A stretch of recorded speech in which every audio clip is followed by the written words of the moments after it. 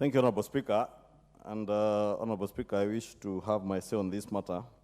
And it's indeed true that it would be, to say the least, immoral of any government officer to allow such a property.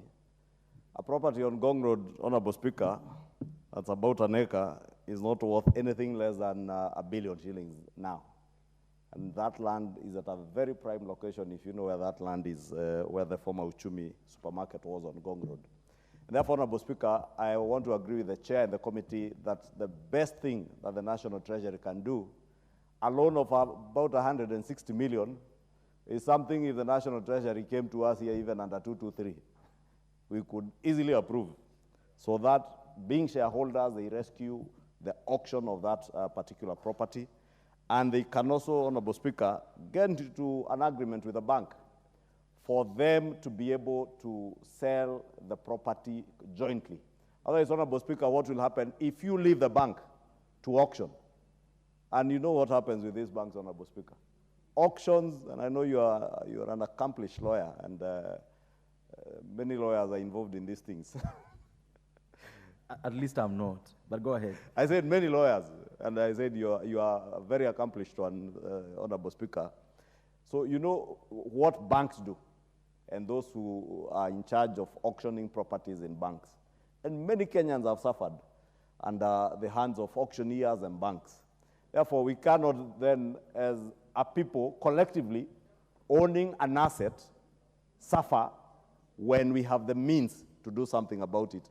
Honorable Speaker, it is imperative that the National Treasury, the Principal Secretary, the Director in charge of investments at the National Treasury, must act with haste and ensure that that property is not auctioned solely by the bank.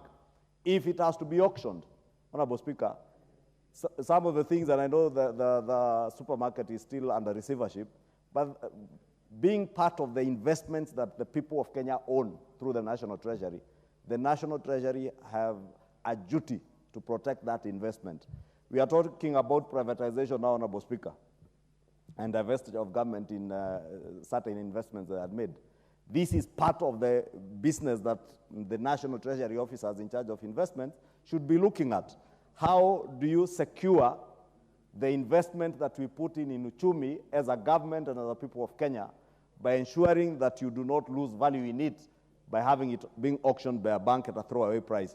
Because ordinarily, what they will do is the bank officials and auctioneers will collude.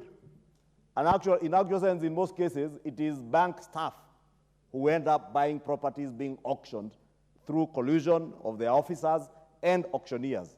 Honorable Speaker, when the loan is 165, you'll find them going to say that the reserve price is 180 to cover their loan and interest and auctioneer fees.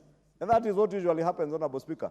Therefore, if the National Treasury was to get into an arrangement with the bank, and I'm certain the Central Bank of Kenya can give them that leeway, that either the National Treasury pays off the loan and they get the first charge, so that at the time the receiver is able to liquidate that asset, then the National Treasury can recover back its money. Alternatively, Honorable Speaker, they can sell it jointly, but we must never allow the bank to be able to auction that property on their own, Honorable Speaker. Honorable Speaker, I've also seen, and allow me to say this because it's a good opportunity, I've seen in the media a lot of talk. And you know the other day, Honorable Speaker, when I spoke about somebody being financially illiterate in some vernacular station, they took offense. But when you're financially illiterate, you are. And I said I'm also illiterate in some aspects. For instance, I'm broadcast illiterate. So I will not seek to broadcast anything in a studio because I don't know how to do it. But I am very financially literate. And Honorable Speaker, I have heard many people speak how government is selling off assets. Honorable Speaker, ignorantly, people are not looking at the Privatization Act, which we passed here as a privatization bill only, I think, about 3 or 4 months ago.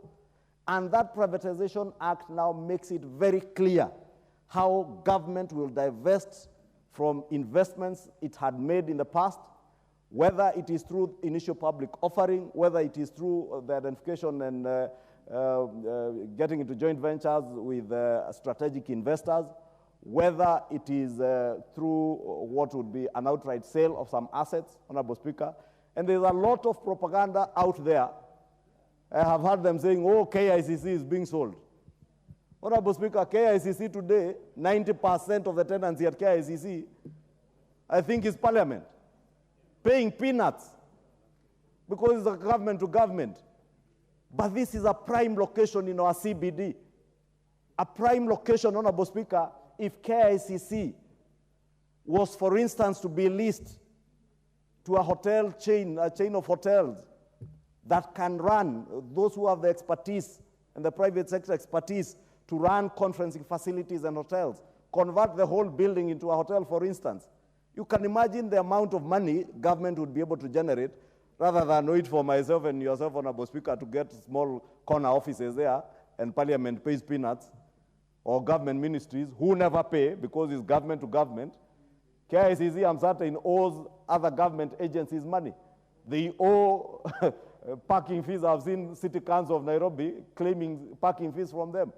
Kenya Power, Honorable Speaker. Therefore, all the negative propaganda that is being propagated in line with what we have done here with the Privatization Act, Honorable Speaker, people must know, those who are propagating this negative propaganda, that government assets are being sold for a song, or there are certain deals anywhere.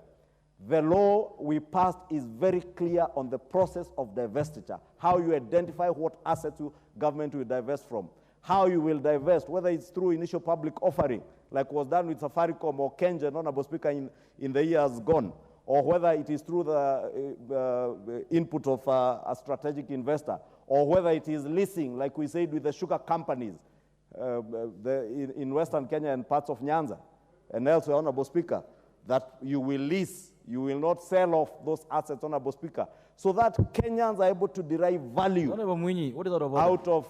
out of their... Honorable Mwinyi, what's out of order? Speaker, the leader of our majority is now engaging in another debate. He was supposed just to contribute towards uchumi and not to delve in the matter, of course, of selling properties of the government. Thank you, Mr. Speaker. Which other debate is this? Thank you, Honorable Speaker. Ahead. You know, I said, Honorable Speaker, finance is difficult.